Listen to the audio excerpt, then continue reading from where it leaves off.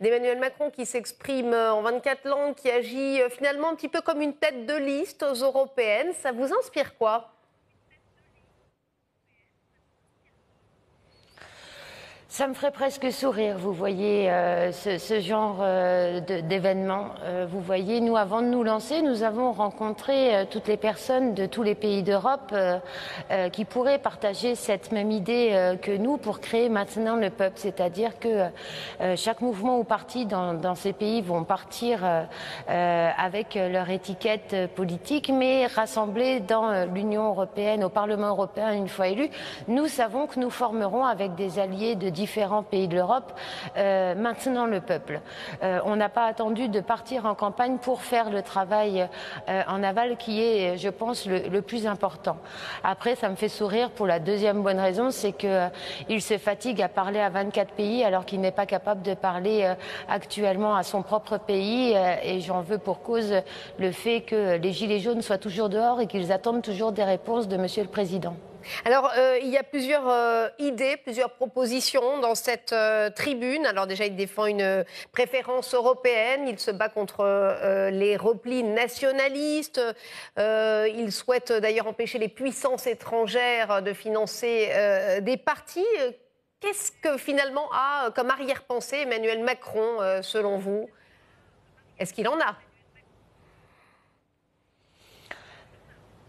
Eh bien, écoutez, c'est bien le problème, c'est que je ne sais, enfin moi personnellement, je n'arrive pas à savoir où il veut aller, ce qu'il veut. Depuis bientôt 2 ans qu'il est président, on ne le voit pas force de proposition, on le voit plus en force d'acquiescement à Angela Merkel. Dès qu'Angela Merkel demande quelque chose, Monsieur Macron acquiesce derrière. Donc pourquoi n'avoir pas fait toutes ces propositions ces 2 dernières années quand Angela Merkel, au niveau européen, demandait des choses à Monsieur Macron? Enfin, je sais pas.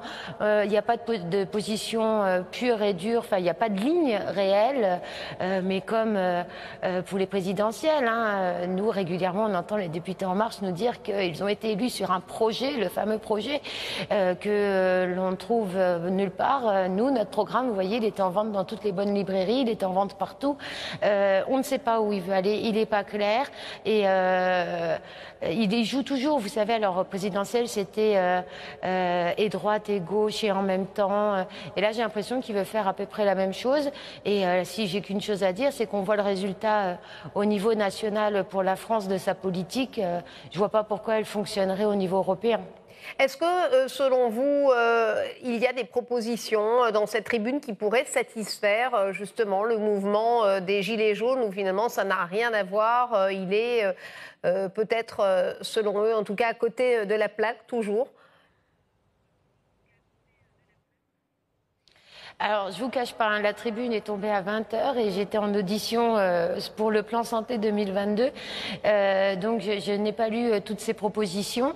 Mais la seule chose que je sais, c'est qu'il s'avérerait, ou on commencera à entendre de plus en plus que la tête de liste pourrait être Agnès Buzyn. Et vous voyez, je sors d'une audition de médecin par rapport à son projet de loi. Elle n'a déjà pas suggéré un projet de loi de santé au niveau national. Alors, au niveau européen, j'ai bien peur que ce soit bien compliqué, ma foi.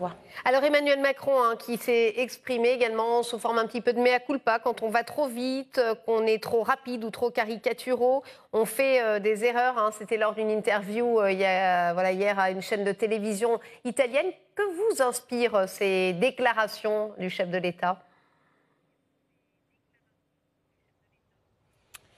Bon, c'est bien. Alors, premièrement, il y a quand même un point positif, c'est qu'il a su se rendre compte que c'était une vraie caricature, ce personnage. C'est lui, encore cette semaine, hein, qui a dit que tous les Gilets jaunes seront responsables de tous les maux de la France actuellement. Ce n'est que mépris, ce n'est qu'arrogance. Alors, c'est facile hein, d'aller sur une télé étrangère dire qu'effectivement, il y a peut-être eu des faux pas. Enfin, là, c'est plus un faux pas.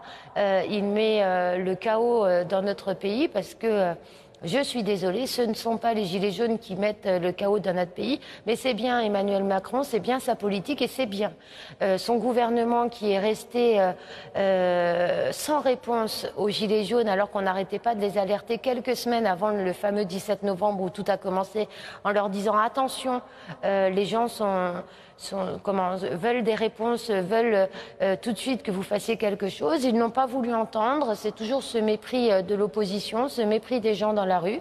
Et voilà le résultat.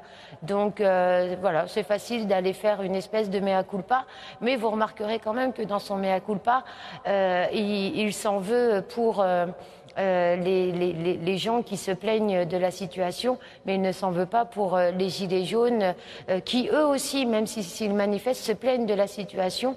Et sincèrement, je pense qu'ils auront à avoir des réponses avant 16 semaines de mobilisation. Et je pense qu'il leur faudra encore beaucoup de semaines. Et je pense qu'ils aimeraient avoir des réponses aujourd'hui. Maintenant, ça suffit. Donc, plutôt que d'aller sur la Rai Télé dire qu'on a fait des erreurs, il faut corriger les erreurs. Merci beaucoup, Caroline Fiat, d'avoir été avec nous en direct sur RT France. Dans l'actu